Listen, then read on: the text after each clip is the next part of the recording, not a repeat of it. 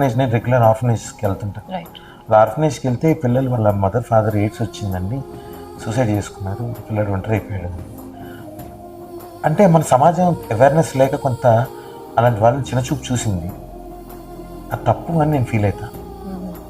So అది బేసిక్గా okay, really sexual abuse వలన వాడికి ఎయిడ్స్ వచ్చిందంటే తప్పులేదు శిక్షించడంలో, కానీ శిక్ష దేవుడే వేస్తాడు వాడికి ఎయిడ్స్ అనే రోగాన్ని ఇచ్చి. కాబట్టి మనం వాళ్ళని దూరం చేయకుండా వాళ్ళకి నిలబడి వాళ్ళ కోసం నిలబడితే వాళ్ళు మళ్ళీ బతకగలుగుతారు అనేది నేను ఫీల్ అవుతాను.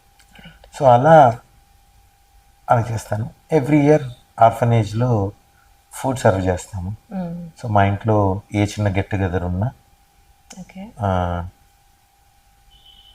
10 మందిని గెస్ట్లను పిలిచి చేసేదానికన్నా వాళ్ళతో పాటు ఇక్కడ 150 మంది ఉంటారు.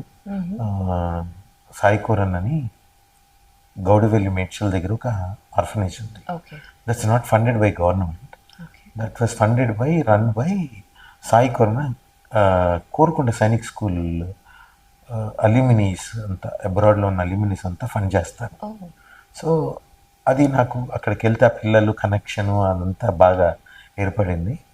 సో ఇంతకుముందు వేరే వేరే ఆర్ఫనేజ్లకు వెళ్ళామని, this one I felt bit comfortable, system, ఆ కనెక్షను, ఆ కిడ్స్ వాళ్ళని. సో మా ఇంట్లో పిల్లల బర్త్డేలు కానీ 10 మందికి భోజనాలు పెట్టాలనుకుంటే నేను 150 మంది 120 మంది ఉన్నా వాళ్ళే నా ఫ్యామిలీగా ఫీల్ అవుతా, వాళ్ళ దగ్గరికే వెళ్తా.